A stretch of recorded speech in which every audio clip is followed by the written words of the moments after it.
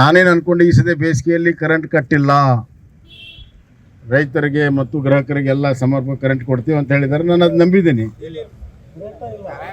Current ಇಲ್ಲ ಅಂದ್ರೆ ಹಂಗೆಲ್ಲ ಹೇಳ್ಬೋದು.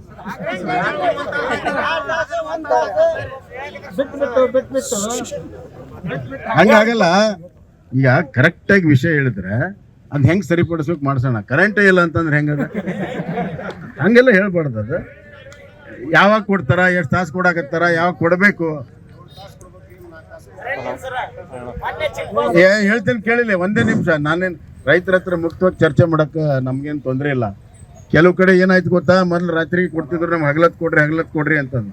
ಹಗಲತ್ ಕೊಟ್ಕೊಳ್ಳಿ ಎಲ್ಲರೂ ಬೋರ್ವೆಲ್ನಾಗ ಹಚ್ಚಿದ್ಕೊಳ್ಳಿ ಅಂತರ್ಜಲ ಇಳಿದೈತ್ರಿ, ರಾತ್ರಿನ ಕೊಡೋದು ಚಲೋ ಅಂತಂದು ಕೆಲವರು ಶುರು ಮಾಡಿದ್ರು ರೈತ ಸಂಘದವ್ರು. ಅದಕ್ಕೆ ನೀವು ಸ್ಪಷ್ಟವಾದಂಥ ಒಂದು ವಿಚಾರವನ್ನು ನೀವು ಹೇಳ್ರಿ. ನೀವು ಕೂಡ ಹೋಗಿ ರಾಜ್ಯ ಸರ್ಕಾರಕ್ಕೆ ಮಂತ್ರಿಗಳಿಗೆ ಭೇಟಿಯಾಗೊಂಡು ಒಂದು ಟೈಮ್ ತಗೊಳ್ತೇನೆ. ನಾನೇನು ಅನ್ಕೊಂಡು ಈ ಸದೇ ಬೇಸಿಗೆಯಲ್ಲಿ ಕರೆಂಟ್ ಕಟ್ಟಿಲ್ಲ, ರೈತರಿಗೆ ಮತ್ತು ಗ್ರಾಹಕರಿಗೆಲ್ಲ ಸಮರ್ಪಕ ಕರೆಂಟ್ ಕೊಡ್ತೀವಿ ಅಂತ ಹೇಳಿದ್ದಾರೆ. ನಾನು ಅದು ನಂಬಿದ್ದೀನಿ. ಕರೆಂಟ್ ಇಲ್ಲ ಅಂದ್ರೆ ಹಂಗೆಲ್ಲ ಹೇಳ್ಬಾರ್ದು.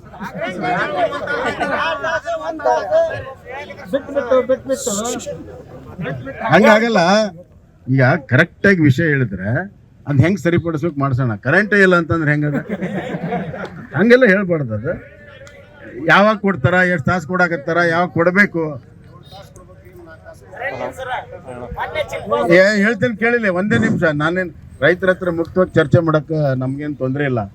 ಕೆಲವು ಕಡೆ ಏನಾಯ್ತು ಗೊತ್ತಾ, ಮೊದಲು ರಾತ್ರಿಗೆ ಕೊಡ್ತಿದ್ರು, ನಮ್ಗೆ ಹಗಲತ್ ಕೊಡ್ರಿ ಅಂತಂದು. ಹಗಲತ್ ಕೊಟ್ಕೊಳ್ಳಿ ಎಲ್ಲರೂ ಬೋರ್ವೆಲ್ನಾಗ ಹಚ್ಚಿದ್ಕೊಳ್ಳಿ ಅಂತರ್ಜಲ ಇಳಿದೈತ್ರಿ, ರಾತ್ರಿನ ಕೊಡೋದು ಚಲೋ ಅಂತಂದು ಕೆಲವರು ಶುರು ಮಾಡಿದ್ರು ರೈತ ಸಂಘದವ್ರು. ಅದಕ್ಕೆ ನೀವು ಸ್ಪಷ್ಟವಾದಂಥ ಒಂದು ವಿಚಾರವನ್ನು ನೀವು ಹೇಳ್ರಿ. ನೀವು ಕೂಡ ಹೋಗಿ ರಾಜ್ಯ ಸರ್ಕಾರಕ್ಕೆ ಮಂತ್ರಿಗಳಿಗೆ ಭೇಟಿಯಾಗೊಂಡು ಒಂದು ಟೈಮ್ ತಗೊಳ್ತೇನೆ.